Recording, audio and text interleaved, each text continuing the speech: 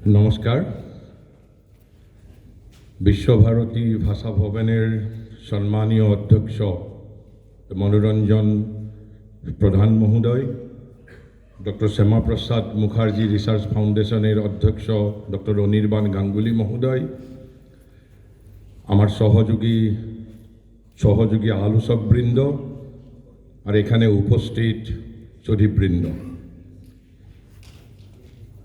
আমি প্রথম শুরু করছি আজ থেকে 650 বছর পূর্বে অসমের সমাজ জীবনের সাংস্কৃতিক জীবনের প্রধান কাণ্ডারি মহাপুরুষ শঙ্করদেব আজকের থেকে 650 বছর পূর্বে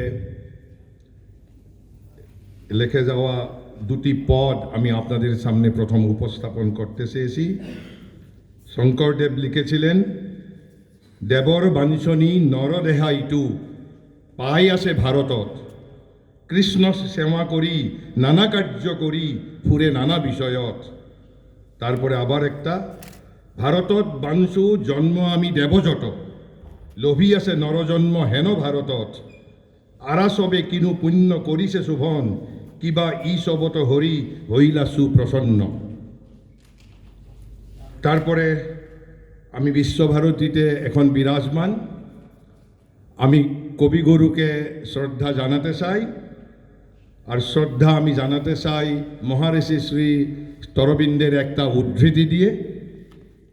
কেননা ওই বৈষ্ণব ভক্তি আন্দোলনের সঙ্গে ধ্রুপদী ভাষার একটা অন্তরঙ্গ সম্বন্ধ রয়েছে, আর ওই রবীন্দ্র প্রতিভা সম্বন্ধে শ্রী অরবিন্দ 100 বছর আগেই একটা অসাধারণ মন্তব্য লিখে গিয়েছিলেন।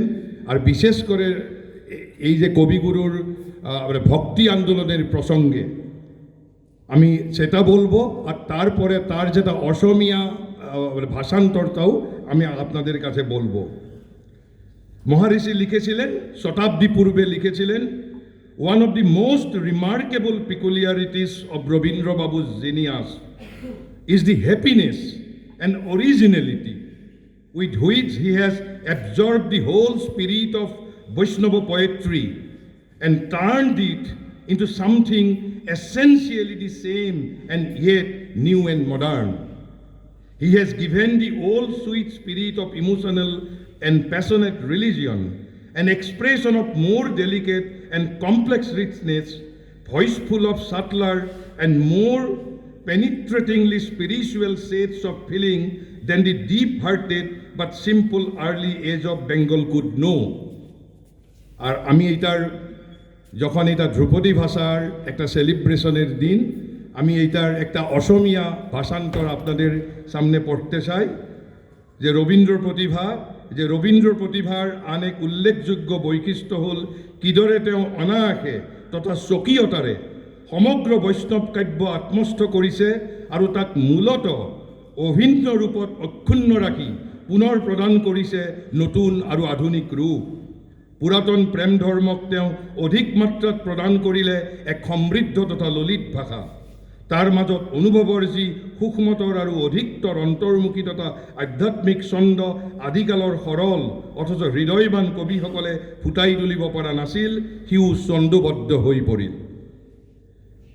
তারপরে আমি আপনাদের কাছে ঘোষণা করতে চাই, আমি এখন অত্যন্ত গৌরব অনুভব করছি, কেননা আমি যে ভাষায় বলি আমার সেই প্রিয় মাতৃভাষাটাকে ভারত সরকার সম্প্রতি বাংলা, মারাঠি, পালি আর প্রাকৃতের সঙ্গে মহান ভারতবর্ষের ধ্রুপদী ভাষারূপে স্বীকৃতি প্রদান করেছে।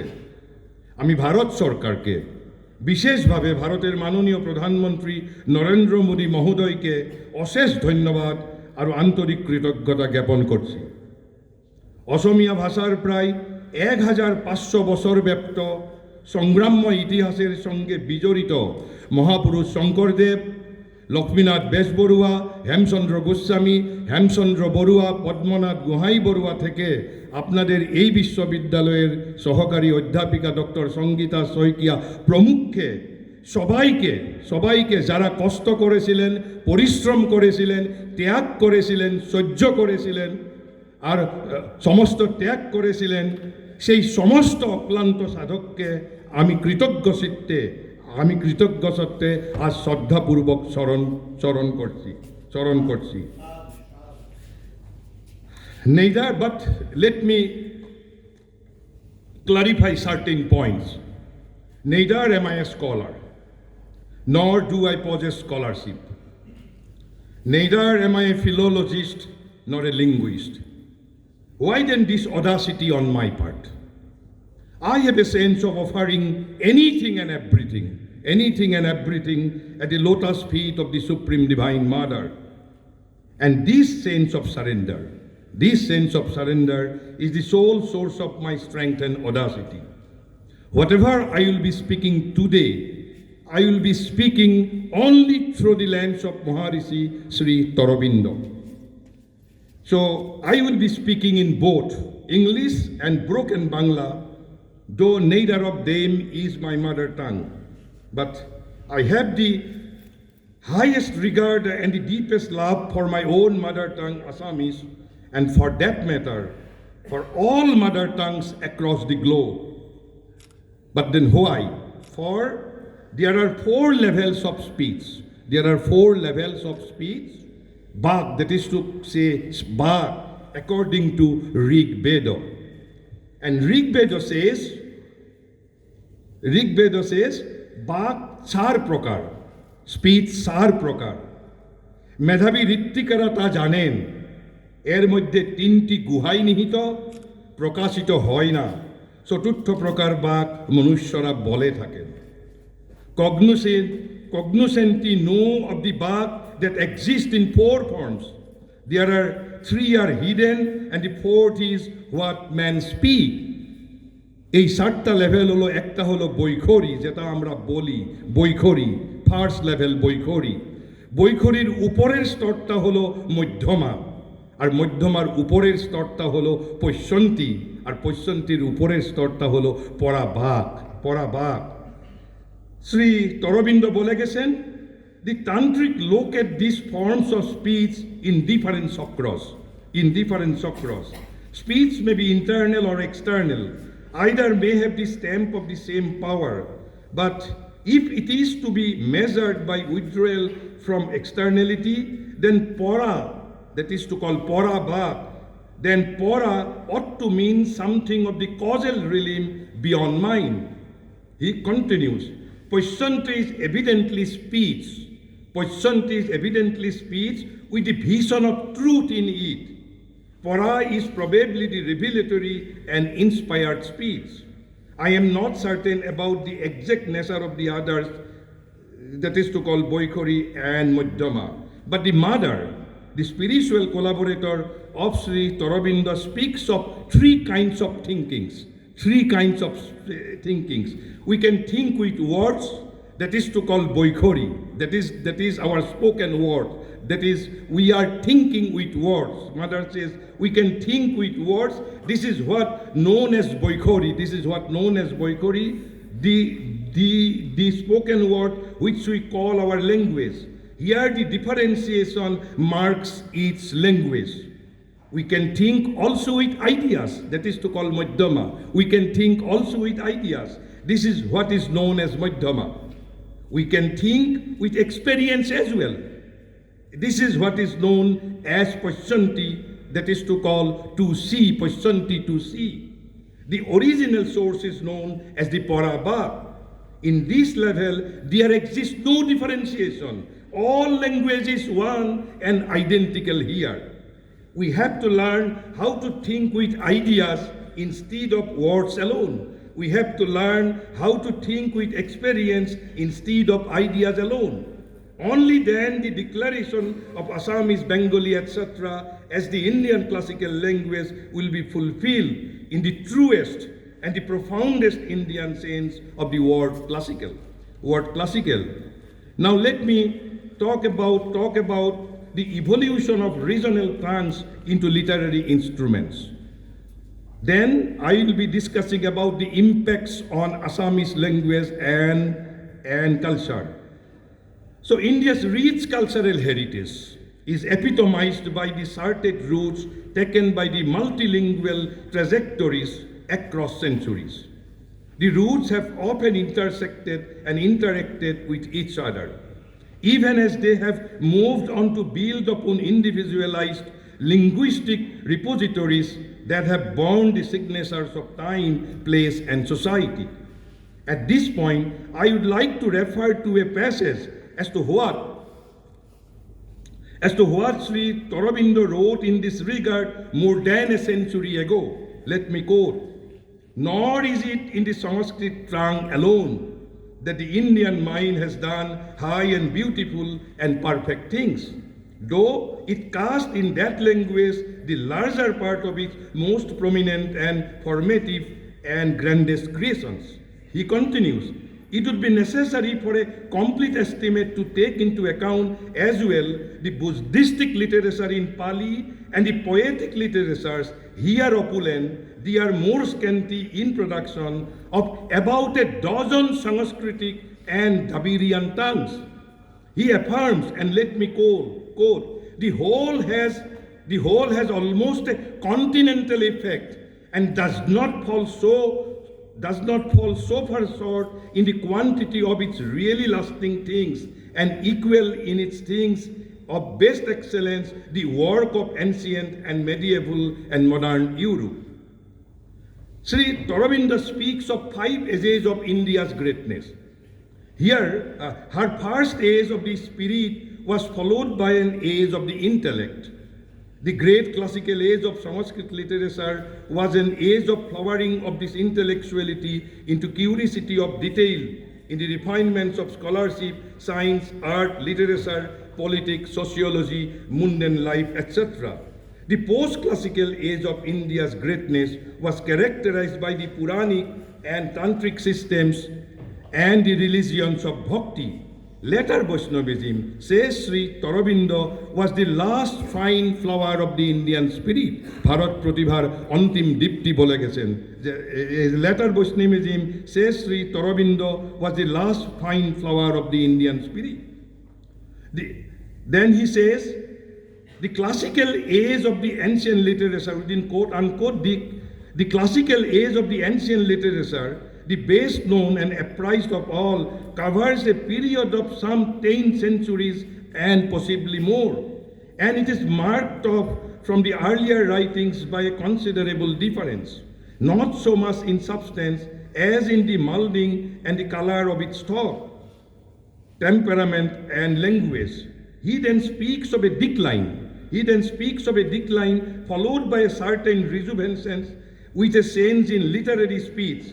He says, and let me quote, "The divine childhood, the heroic youth, the bright and strong early manhood of the people and its cultures are over, and there is indeed a long and opulent maturity, and as its sequence, as equally opulent and richly colored decline." Then he continues, the decline is not to date, but it is followed by a certain rejuvenescence, a fresh start, and repeated beginning, of which the medium is no longer Sanskrit, but the derived languages. The daughters of the dialects raised into literary instruments and developing as the grand and the ancient tongue loses its last forces and inspiring life. The difference in spirit and mold between the epics and the speech of Bhartiharis and Kalidas is already enormous and may possibly be explained by the early centuries of Buddhism, when Sanskrit ceased to be the sole literary tongue understood and spoken by all educated men, and Pali came up as its successful rival and the means of expression for at least a great part of the current of the national thought and life. Unquote. This rich legacy, which signifies the movement of languages in terrains that have come to carry the ethos of specific social circumstances, had not received the attention nor the due recognition till the government of India, led by Honorable Prime Minister Narendra Modi, justifiably brought the issue back into focus. The acknowledgement of the classical roots from which many of these languages have sprung, making thereby these journeys where the ancient and modern dimensions have converged in a harmonious whole, making each of them classically rich and vibrantly modern and contemporary. As an Assamese, I am both overjoyed and overwhelmed, delighted and filled with a deep sense of gratitude by the recognition classifying the language I speak as India's one of the classical languages, for which I offer my heartfelt thanks and deepest gratitude to the Government of India led by Honorable Prime Minister Narendra Modi. There was, however, an attempt by Purana and Tantra to prolong the tradition of the epics in the midst of the ancient tongue losing its last forces and inspiring life. Let me refer to Sri Aurobindo here again. Quote unquote, the religious writings, Purana and Tantra, moving from a deeper, still intensely living source, aiming by their simplicity at a wider appeal, prolong for a time the tradition of the epics, but the simplicity and directness is willed rather than the earlier natural ease. In the end, Sanskrit becomes the language of the Pandits, and except for certain philosophical, religious, and learned purposes, no longer a first-hand expression of the life and mind of the people. Unquote. Finally, a new chapter began in India's literary and cultural history. India moved on and marched forward largely with regional literatures. For that matter, with a dozen regional tongues raised into literary instruments. Sri Aurobindo says, which I am quoting, quote unquote, it is the later developments of Vedantic philosophy, the Puranic ideas and images, and the poetic and aesthetic spirituality of the religions of devotion that inspired from their birth the regional literatures. Unquote. But that does not mean that the Sanskrit came to an abrupt end. Sri Aurobindo gives us an account as to what happened to the Sanskrit after the full-scale emergence of the regional tongues. Let me quote again. The literature of the Sanskrit tongue does not come to any abrupt end. Poetry of the classical types continues to be written, especially in the south, down to a comparatively late period. And Sanskrit remains still the language of philosophy and of all kinds of scholarship. All prose work, all the work of the critical mind is written in the ancient tongues. But the genius rapidly fades out from it. It becomes stiff, heavy, and artificial, and only a scholastic talent remains to keep it in continuance. In every province, the local tongues arise here earlier, there a little later to the dignity of literature, and become the vehicle of poetic creations and the instrument of popular culture. The field here is too large to be easily known in its totality or to permit of a rapid survey. But something must be said of the character and value of this latter literature, that we may see how vital and persistently creative Indian culture remained even in a period which, compared with its greater times, might be regarded as a period of restrictions and decadence. Unquote. We must therefore keep it in mind that the history and evolution of India's regional tongues into literary instrument is the history of India's civilizational journey itself through the past 1,000 years and more, which is the very foundation of modern India. Now, let me talk about impacts on Assamese culture and language. First, let me talk about the psychological impact. This much overdue recognition has provided a great succor to the Assamese people, not only in the form of the self-respect and self-confidence and a sense of pride, it has also been able to reawaken a new consciousness among the intellectual elites, making them thereby reconscious towards glorious past of their language and culture. This reawakening of new consciousness and the self-respect and the self-confidence would be the beginning of greater things in future in preserving and enrichment of Assamese culture and language towards dawning of a dazzling future. We can now rightfully say that our rich language with its literature and culture is something that forms an integral part of the intrinsic legacy of our nation's historical roots. With this recognition, the different aspects of our literary and linguistic culture will be seen as a distinctive part of our country, that we are not just mute participants in the process of our nation's cultural makeup. We also constitute a worldview that is unique in character, even as we belong to the enriched tapestry of our glorious Bharat.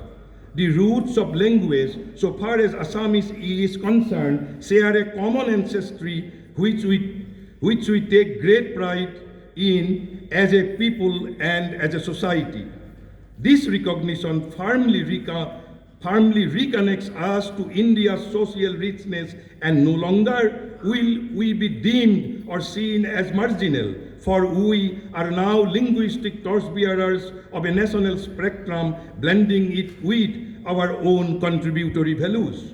The great figures of our culture, Srimanto Shankardev and others, and the Vaishnavite tradition, the modernists such as Lakshminath Besbarua, Padmanath Gohai Barua, Hemchandra Goswami, Hemchandra Barua, and cultural icons such as Jyoti Prasad Tagarwala, Vishnu Prasad Rava, Bhupen Hazarika, to name a few, have borne the flag of our language, showing how, even as our roots lie in the classical space, we have enriched its continuity in the contemporary world and will continue to do so. The recognition is likely to increase interest in Assamese language and its literature, both ancient and modern, among national as well as international scholars, which should effectively boost up translations of key Assamese literary works into other languages. This recognition indeed enhances the prestige of the language I speak and fosters cultural pride among Assamese speakers. The classical status, as already stated, would certainly underscore Assam's rich contribution to Indian civilization as a whole, promoting its heritage at national and global level. This recognition of the language I speak would likely to ensure enhanced government funding for enhanced research activities in different areas for preservation, promotion, and enrichment of Assamese language with its rich literature and culture.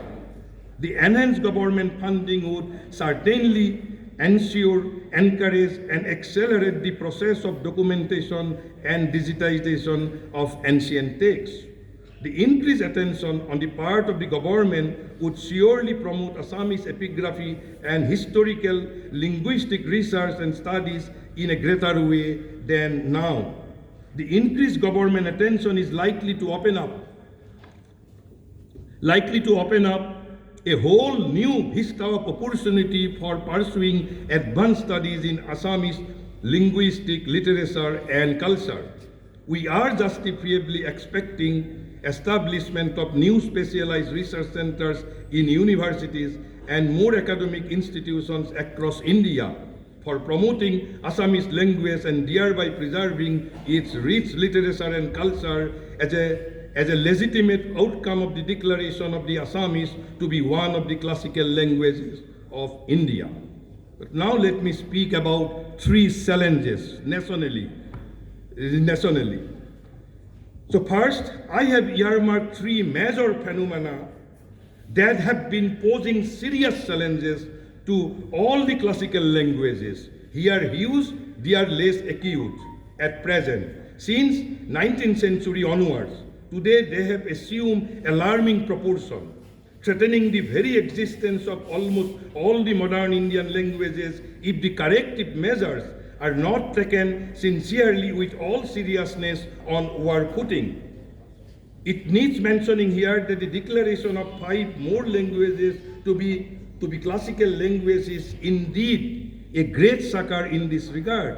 Let me explain the challenges one by one. First, cultural self-alienation among greater part of our intellectual elites is the first active and acute phenomenon posing serious challenges to the modern Indian languages. Cultural self-alienation among intellectual elites. Let me quote Ram Swarup, the living sage of the post-independent India, here in this regard. Ram Swarup says, let me quote, "This self-alienation was an important component of the intellectual ferment that followed the British conquest of India. It was very pervasive and attacked all strata of the society, particularly the intellectual elites. Even people who eventually come to fight the British politically surrendered to them culturally. This surrender gave rise to what may be called the politics of self-alienation, and fed by many sources, it became increasingly more powerful today. Today it seems to dominate. This is, according to me, is the first challenge, cultural self-alienation among intellectual elites. And the second is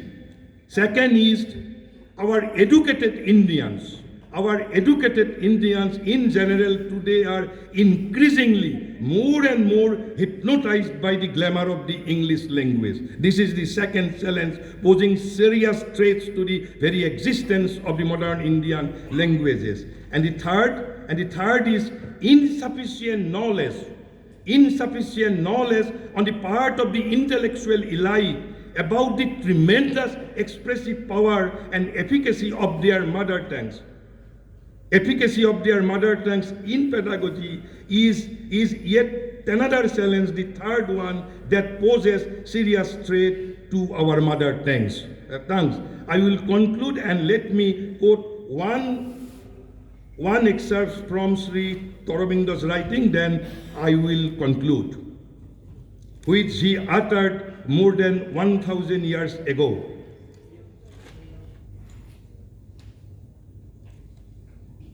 More than 100 years ago.